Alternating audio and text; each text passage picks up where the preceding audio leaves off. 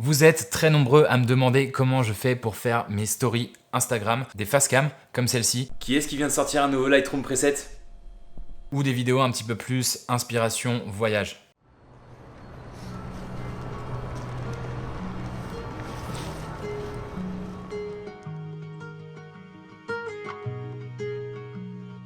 Tu vas voir que le process est assez simple. Je vais découper cette vidéo en deux parties. Dans la première partie, je vais t'expliquer très rapidement comment capturer des vidéos verticales de qualité avec un bon look cinéma. Et dans un second temps, je vais t'expliquer comment convertir tes vidéos YouTube en story Instagram de qualité. Tout simplement parce que ça peut être intéressant de récupérer l'audience que tu as sur ton compte Insta pour les emmener sur ton YouTube. C'est toujours intéressant, même si c'est pas exactement le même public. Moi, en tout cas, je me suis intéressé au sujet et je pense avoir un petit workflow qui fonctionne assez bien et je voulais t'en parler aujourd'hui tout simplement. Ok, donc pour commencer, comment shooter des stories Instagram de qualité? Tu vas voir que c'est très simple, il faut tout simplement utiliser ton appareil photo. Ouais, c'est assez simple, on est d'accord. Tout simplement, il suffit de le tourner à 90 degrés pour pouvoir faire des séquences en 1080 par 1920, donc voilà, du 16 neuvième en 1080p, mais à la verticale pour avoir une vidéo vraiment de qualité. Donc tu vas pouvoir bénéficier de toutes les fonctionnalités de ton appareil photo, tu vas pouvoir bénéficier des performances de cet appareil. Tu vas aussi pouvoir bénéficier du piqué et du bokeh de ton objectif. Donc c'est vraiment top, ça te permet vraiment d'avoir un rendu cinéma assez poussé, assez prononcé qui va te différencier des autres stories, des autres gens qui ont tourné leur story la plupart du temps avec leur smartphone. Donc voilà, on prend sa caméra, on la tourne à 90 degrés et on peut commencer à filmer avec les bons réglages au look cinéma. Si tu ne sais pas de quoi je te parle, je t'invite à aller voir la petite vidéo juste ici. Tu auras tout le détail, tous les réglages qu'il faut pour avoir ce look cinéma qu'on aime tant. Alors évidemment, ça pose un problème en particulier, c'est que globalement, les séquences vont pas être vraiment bien stabilisées, tout simplement parce qu'on va tenir la caméra comme ça. Donc moi, j'ai essayé de trouver deux méthodes alternatives pour stabiliser un peu ces séquences et gagner un petit peu en qualité. La première, tout simplement, c'est d'utiliser un GorillaPod. Sur ces mini trépieds, il y a une rotule qui permet d'orienter l'appareil photo à 90 degrés. Et moi, je vais m'en servir tout simplement pour stabiliser mon appareil et pour stabiliser mes séquences. Ça va me permettre d'avoir un rendu un petit peu meilleur. Et ensuite, je ferai une deuxième séquence de stabilisation en post-production pour avoir un rendu encore plus fluide. La deuxième option, c'est d'utiliser un gimbal. Alors là, ça semble assez compliqué, on est d'accord, mais il y a une petite astuce que j'ai trouvée, à laquelle j'ai réfléchi et je pense que ça peut assez bien marcher, c'est d'utiliser ceci.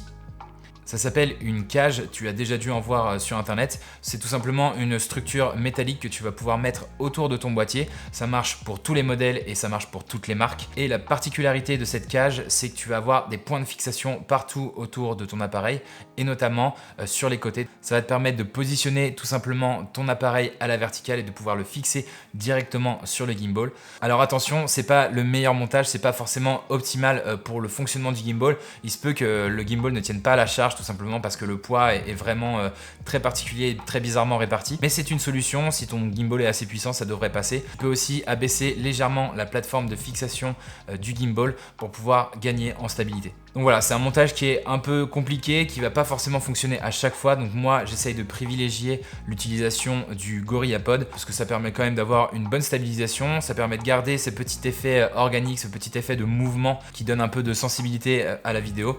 Je peux ensuite choisir de lisser encore plus les mouvements à l'aide du logiciel en post-production. Et c'est l'option que je privilégie à chaque fois. Donc ça, c'est cool. C'est pour tes prochaines vidéos, pour tes prochaines stories. Tu essaieras de penser à filmer au format vertical pour avoir un maximum de qualité, un maximum de look cinéma pour tes prochaines stories.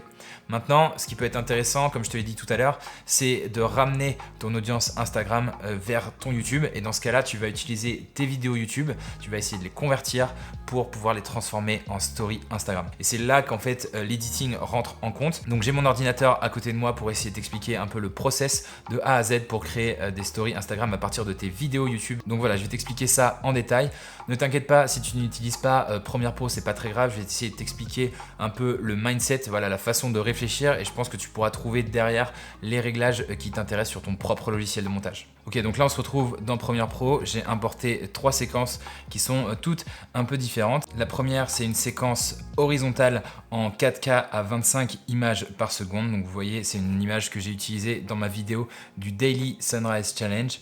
J'ai importé une deuxième vidéo ici. Cette fois-ci, c'est du 1080p à 100 images par seconde pour pouvoir faire des ralentis par la suite. Et enfin, une troisième séquence que j'ai tournée cette fois-ci à la verticale. Cette fois-ci, c'est du 1080p également à 100 images par seconde. Donc la première chose à faire, c'est de créer la séquence avec les bons paramètres. Donc on va ici dans Nouveau, Séquence et on va ici dans Réglages. Donc on va mettre un mode de montage personnalisé, utiliser une base de temps de 25 images par seconde pour avoir un look proche du look cinéma, tout simplement. Et on va venir ici modifier la taille de l'image de la vidéo. Donc là, c'est déjà pré-saisi, donc il y a un petit spoiler alerte, mais c'est pas très grave. Ce qu'il faut retenir, c'est qu'en largeur, on va mettre 1080 pixels et en hauteur, on va mettre 1920 pixels pour avoir un ratio ici 9/16e. Donc voilà, tout simplement du 16/9 à la verticale. On fait bien attention à ce qu'on ait du pixel carré, un code temporel en 25 images par seconde. Et ce que je te propose, c'est d'enregistrer cette préconfiguration. Donc tu vas ici dans Enregistrer préconfiguration. Moi, je l'ai déjà fait. Donc ensuite, tu peux les retrouver ici dans Préconfiguration de la séquence. La mienne, je l'ai appelée Story IG pour Story Instagram. Je vais créer cette séquence-là. On va importer nos différentes vidéos. On va commencer par la séquence horizontale 4K qui se trouve juste ici. Hop, je la glisse dans ma séquence, je fais conserver les réglages existants pour ne pas modifier les paramètres de ma séquence globale. On a ici notre séquence, on voit qu'elle est légèrement croppée, donc on va pouvoir jouer dans Options d'effet sur l'échelle ici. 90%, on va occuper la totalité du cadre et on voit évidemment un problème. Dans cette séquence-là, je filmais la tour Eiffel, donc j'aimerais bien la voir dans le cadre. Donc il va falloir jouer sur ce paramètre-là. Et donc on va pouvoir glisser tout simplement notre paramètre pour avoir un bout de la tour Eiffel. Voilà, quelque chose comme ça, ça me convient très bien. Maintenant, on a une séquence en 1080p horizontale et tu vas voir que c'est un petit peu différent. En fait, la séquence que j'ai filmée a une hauteur de 1080 pixels, donc on va avoir des bords noirs en haut et en bas, et ça c'est un peu dommage. Donc on va à nouveau dans Options d'effet, on va modifier l'échelle juste ici et on va mettre 180 pour pouvoir occuper tout l'espace du cadre. Encore une fois, mon sujet a été dégagé du cadrage, donc ce que je vais faire, c'est modifier la position à nouveau. Voilà, quelque chose comme ça, ça me va très bien. Donc voilà, grâce à l'outil position, on va pouvoir repositionner, recentrer notre sujet. Donc effectivement, ici, on perd la tour Eiffel. C'est vrai que c'est un petit peu dommage, mais je m'intéressais plus à la pose de mon sujet qui est Raphaël. D'ailleurs, j'en profite pour te faire un petit coucou. Et donc, on a notre séquence qui est prête. Troisième étape, c'est d'importer une vidéo qui a nativement été tournée à la verticale. Donc, on a cette séquence-là. Tu vois qu'elle n'occupe pas la totalité du cadre. On voit des belles barres noires en haut et en bas. Mais il suffit d'aller dans Options d'effet et d'aller dans Rotation et de mettre 90 degrés. Ou 270 degrés en fonction de l'orientation de ton appareil au moment de la capture. Donc là, on se retrouve avec une vidéo qui occupe la totalité du cadre. Elle a été capturée avec l'entièreté du capteur de ton appareil photo. Donc si tu veux faire des stories de qualité, je t'invite vraiment à tourner ton appareil à 90 degrés. C'est ça qui va te donner le meilleur rendu. Ce sera beaucoup mieux que des vidéos horizontales sur lesquelles on aura zoomé et recadré tout bêtement. Maintenant, on a nos 3 rushs dans notre timeline. C'est le moment de faire le montage. Donc ça, je te laisse faire. Moi, je vais passer cette étape parce que c'est pas spécialement intéressant. Et maintenant, c'est le moment d'exporter. Donc on va dans Fichier, Exportation, Média et on se retrouve avec la fenêtre d'exportation. Donc en ce qui concerne le format, je te conseille d'exporter en H264. Ensuite, on a une préconfiguration ici qui correspond à la source. Donc la source, je te le rappelle, c'est la séquence 02 en 1080 par 1920 à 25 images par seconde. Donc comme tu peux le voir dans les réglages vidéo de base, on a bien ici la largeur à 1080 pixels, la hauteur à 1920 pixels. On a une fréquence d'image à 25 images par seconde avec un ordre des trames progressif, donc ça c'est parfait. On va cocher ici rendu à la résolution maximale pour booster un peu la qualité de la vidéo. Et on va aussi modifier les paramètres de codage. Dans Profil, ici, on va décocher la case et on va saisir supérieur, juste là. Et on va aussi décocher la case niveau pour mettre en 4.2. Ensuite, on va aller sur le réglage du débit.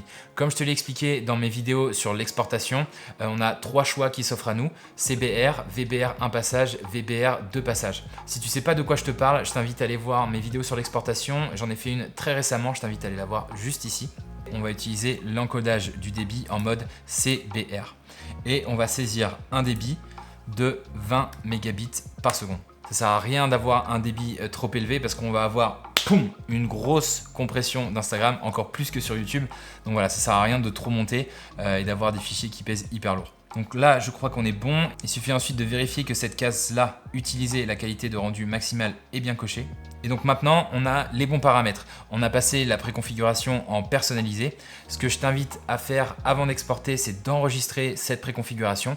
Donc tu vas cliquer ici et taper le nom que tu veux. Et maintenant, il ne te reste plus qu'à exporter ta vidéo. Et c'est maintenant qu'il y a une différence entre ceux qui ont un iPhone et ceux qui ont un téléphone Android. Ça, c'est de notoriété publique maintenant. Tous ceux qui possèdent un iPhone vont avoir des vidéos beaucoup moins compressées par Instagram, contrairement à ceux qui ont un téléphone Android. Donc, je ne sais pas d'où ça vient. Il y a peut-être un accord commercial derrière. Je ne veux pas savoir. Quoi qu'il en soit, il y a une petite technique pour booster un petit peu la qualité de ces vidéos sur Android et éviter une trop forte compression. Je voulais vraiment remercier Cody Blue, qui est un créateur, filmmaker et youtubeur qui parle de cette astuce pour éviter la compression sur les téléphones Android.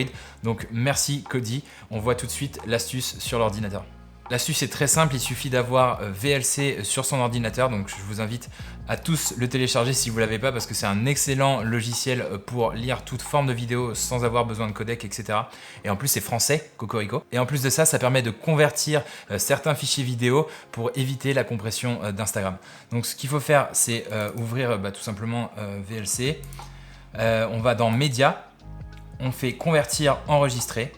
On va dans l'onglet Fichier, on va dans Ajouter. Donc là, je vais ajouter tout simplement une story que j'avais déjà réalisée. Donc voilà, là j'ai bien ajouté le fichier. Je vais faire Convertir et enregistrer. Là, j'ai une nouvelle fenêtre qui s'ouvre. J'ai bien le fichier source que j'ai sélectionné au départ. Je choisis de convertir en H264 plus MP3. Donc ça va nous faire un fichier MP4. Et je vais choisir aussi le dossier de destination. Donc je vais choisir le même. Là, je fais démarrer. Et donc là, en fait, on voit la conversion qui commence, la barre de progression qui ressemble à la barre de lecture du logiciel VLC. Et voilà, le rendu est terminé. Il suffit ensuite d'aller regarder cette petite vidéo. Donc voilà, on a notre nouveau fichier qui est converti. La qualité n'a quasiment pas baissé.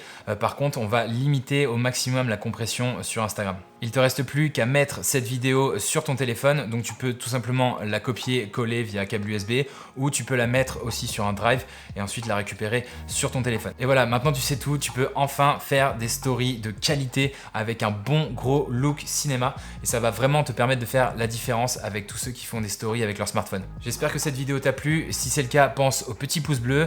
Comme d'habitude, si tu as des questions, on se retrouve juste en dessous dans l'espace commentaire. Pense à t'abonner juste ici et pense à activer la petite cloche, comme ça tu seras prévenu quand je posterai de nouvelles vidéos. C'est terminé, on se dit à dimanche prochain. Allez, ciao!